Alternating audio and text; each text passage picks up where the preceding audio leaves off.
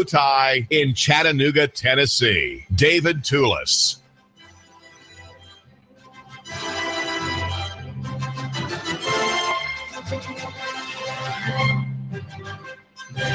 Slavery in Tennessee is constitutional. There are two provisions that deal with it. One, prohibiting chattel slavery, personal slavery by someone like you. You cannot own one.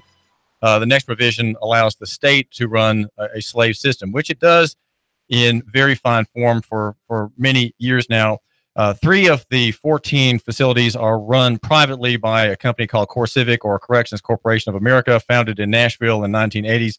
One of the founders was the chairman of the Republican Party I think in the state. It is said that this company provides diversified government solutions, that it saves taxpayers 10 to 15% on the holding of a prisoner, a felon. All people who are in the prison system are felons by definition. If you're convicted of a misdemeanor, you are in your county jail for up to 1 year. CoreCivic says it can build a 1,000-bed prison for $75 million.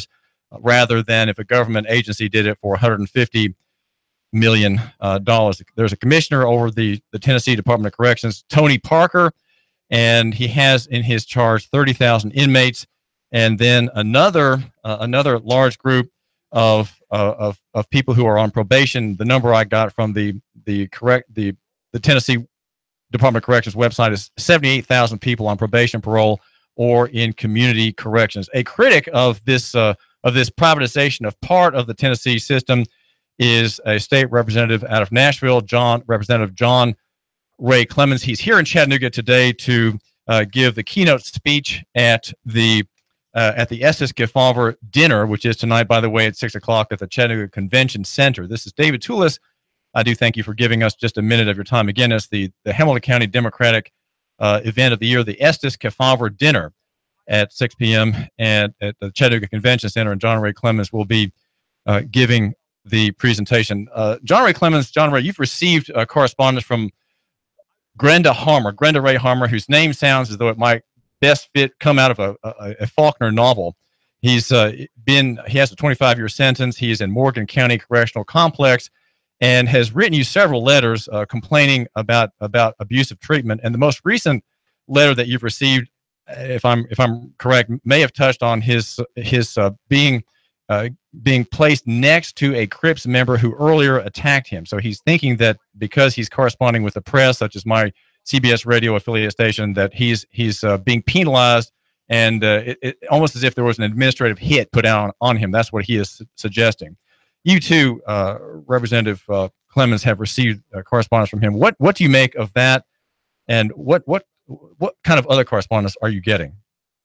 Well, thank you for having me. And first of all, I just want to say, happy Veterans Day or Armistice Day. It's great to be in Chattanooga, this beautiful city. I often come down here with my family, and we go to the aquarium. I've got 3 young boys who absolutely love this town, and so it's great to be down here yet again, in this great corner of Tennessee. This issue is very important. This is one that not only Mr. Harmer brings to light through sharing information through letters, but I receive dozens and dozens of letters from inmates across the state of Tennessee, in both Tennessee prisons as well as those run by CCA, which are privatized prisons. I personally have seen and learned a lot over the years about the perils of privatization when it comes to our penal system. Any penal system, the 3 aims of which are punishment, deterrence, and rehabilitation. And what you see each and every time is when profit motives enter the equation, the first thing out the window is rehabilitation. And that has to be an equal, on a level playing field with punishment deterrence. Now, these folks are in prison for a reason. There are some bad people in prison. We all know that. And they have made mistakes.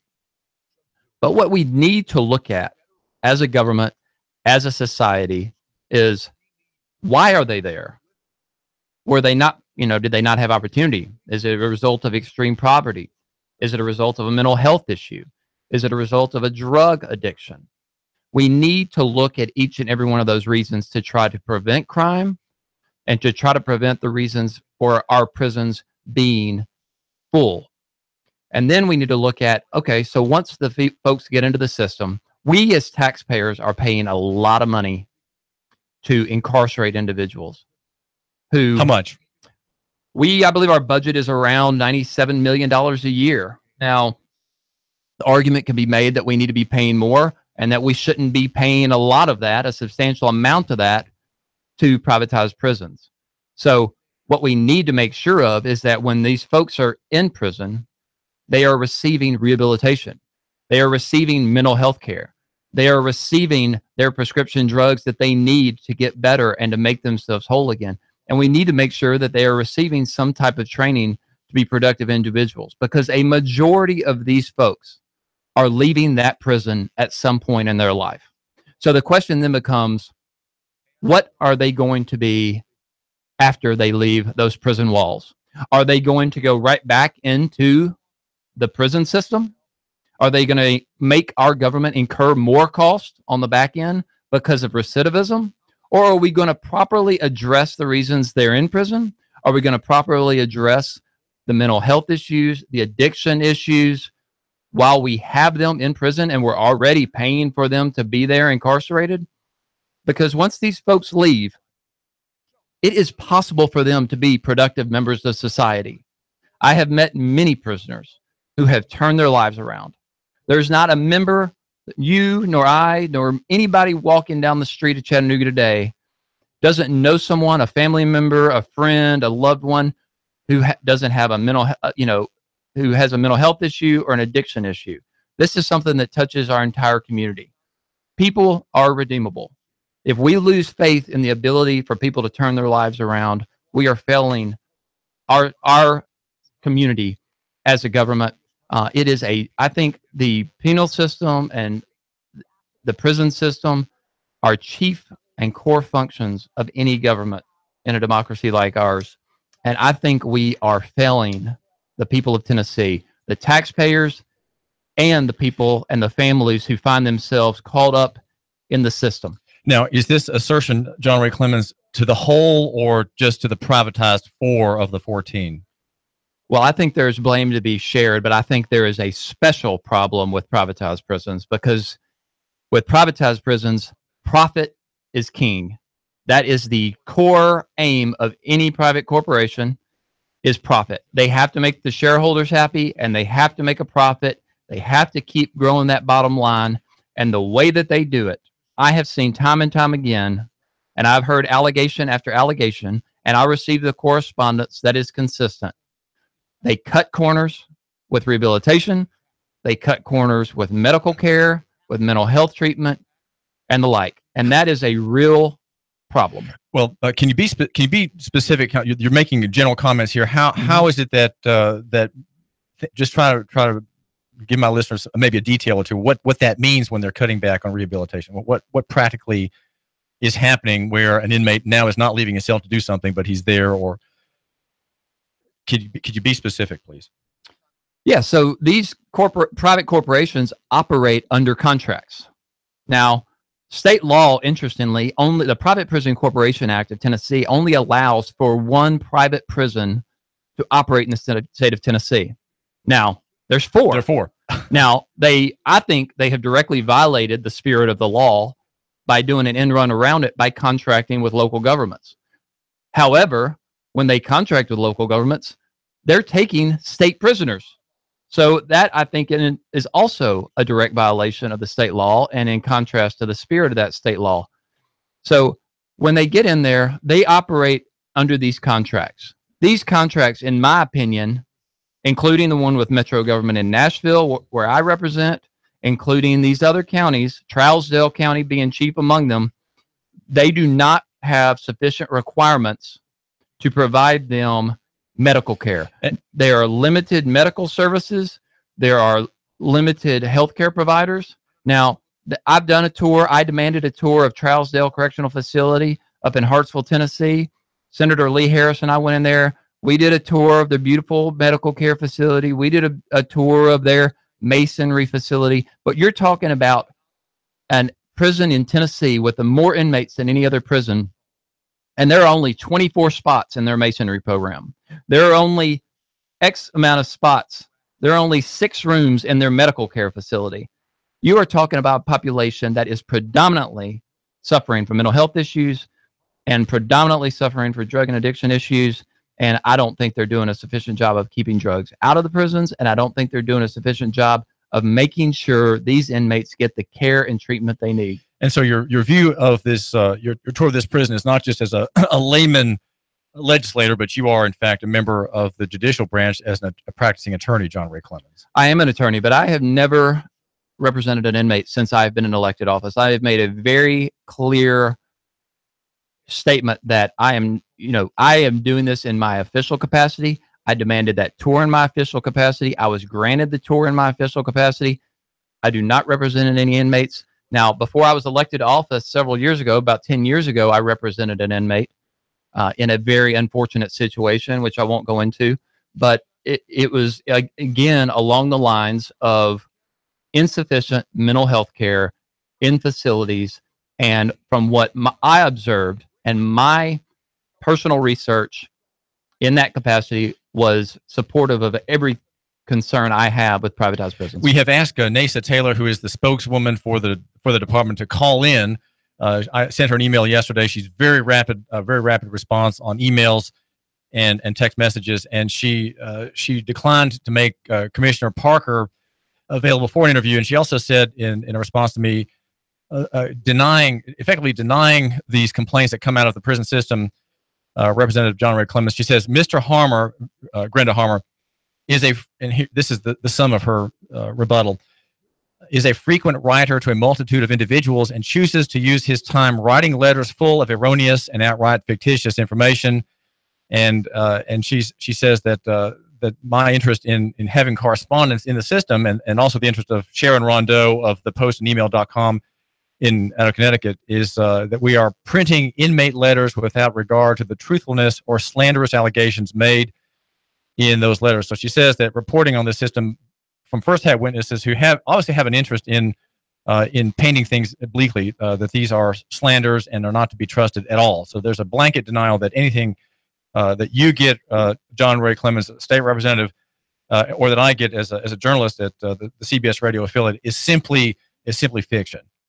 How do we know what's happening in these prisons? Well, that raises a great issue. There is a significant lack of oversight. So I receive, like we talked about, a lot of correspondence from inmates. Several of my colleagues receive a lot of correspondence from inmates that contain a lot of allegations. Whether they're all true or not, we don't know. But what we do have is a duty to find out. We have a duty to make sure this type of activity is not taking place, and that requires oversight. And we have repeatedly called, my colleagues and I in the General Assembly, specifically on the Democratic side, have called for legislative oversight of the Tennessee Department of Corrections and to have better access to these facilities so that we can find out the truth. Some of these letters may be incorrect. Some may be fictitious allegations. Inmates have a lot of time on their hands, as you know, and some choose to write letters, some choose to misbehave, some choose to take part in programs if they're actually offered in the facility. But this just supports the argument for oversight. We need legislative oversight, and we need to have a better idea of what is going on behind those prison walls, because like I said, at some point, these inmates are going to leave those prison walls, and if we don't know what's taking place behind them, I can guarantee you the likelihood of what happens outside of them is not going to be good for our communities. Well, John Ray Clemmons, state representative, there is oversight is through the executive branch. This is an executive agency. Governor Haslam, where the governor has oversight. He has a commissioner commissioned to obey his oath of office to maintain a safe operation and care of these prisoners. So there is oversight. What do you expect legislative oversight would bring that we don't now have through the executive branch? Well, with legislative oversight, what you're going to have is a lot of representatives who are democratically represented in smaller districts who are directly impacted by this and who hear and see these on a daily basis. We are out in the community. We don't live in the executive residence in one of the wealthiest neighborhoods in Nashville. We are out in the community, and we see the impact of this on a daily basis. We have the opportunity to respond to this and research these issues that we're hearing about from inmates. Now, The governor is in charge of a lot of things. The executive branch is in charge of every branch and a lot of different things. What legislative oversight would provide is hearings. It would allow us to ask questions. It would allow us to do a lot of things that the executive is not going to do. And as you know, the Tennessee Department of Corrections is in contract with these companies, with these private companies. Counties are in contracts with these private companies, and they only provide oversight to the extent required by contract. And so their general defense is, if they think they are complying with a contract, then they don't go any further. But you have to dig to find the truth a lot of times, and you have to be responsive to the public. And that's what I'm trying to do. That's what my colleagues are trying to do.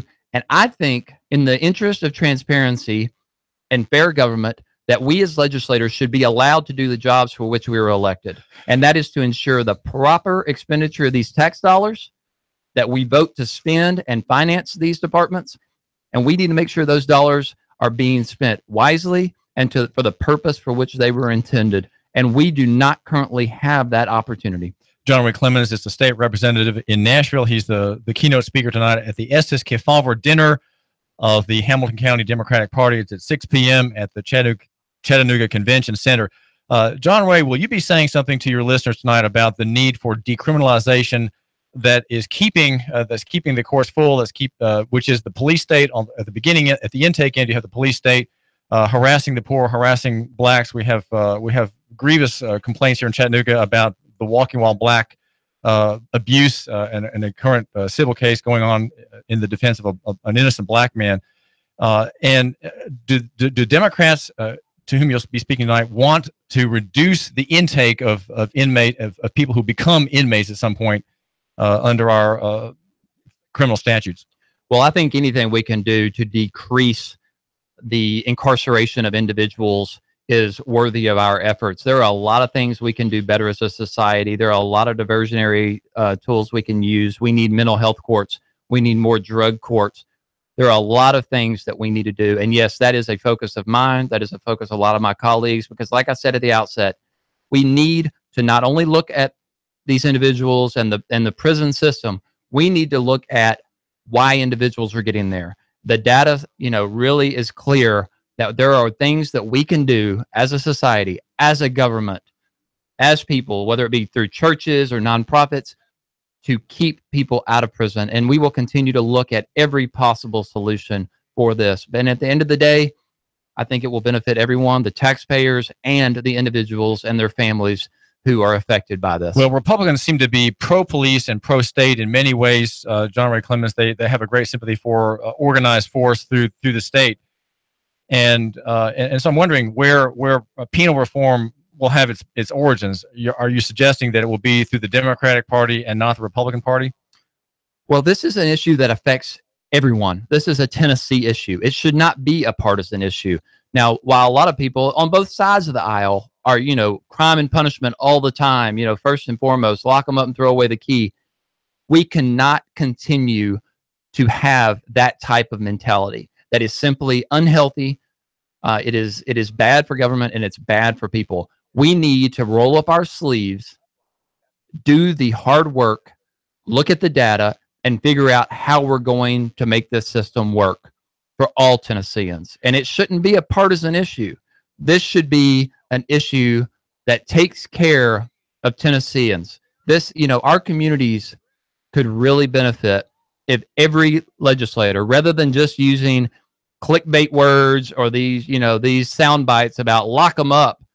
Like I said, there's some bad people out there who need to be locked up, but there are a lot of reasons people end up in our prison system. Well, John, go ahead. And I think we can do a lot more as a government and as a community and as a society in this state to address this problem, because it is circular and it's vicious and it's costing us a lot of money and it's harming a lot of lives. Well, we have in Chattanooga, Representative Clemmons, 700 churches and Christians therein need to take note that the biblical ethic of jurisprudence rejects entirely the idea of prisons. It has, on one hand, It has capital punishment for things such as murder, rape, sodomy, and the like.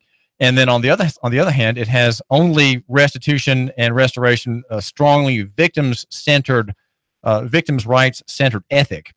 And prisons are not part of it. And here, think of Grenda Ray Harmer. He assaulted someone. He can't. There's no way he can make any restitution. His time is being stolen from him, and he's on the taxpayer's dime. So thank you very much for having me. You know, this is a real problem. It needs addressing. I applaud you for providing information and attention to this real issue. If we turn our back on anybody in our society, we are failing the community. John Ray Clemmons will be giving the Estes Kefauver speech tonight. He's the keynoter at the Hamilton County Democratic Party event. It's at 6 p.m. at the Chattanooga Convention Center. Go and hear what he has to say to Democrats in the area. This is David Tulis, and John Ray, thank you. Thank you so much. We do thank you for giving us a minute of your time. The Tennessee Valley's news talk leader, Nooga Radio, Digital FM 95.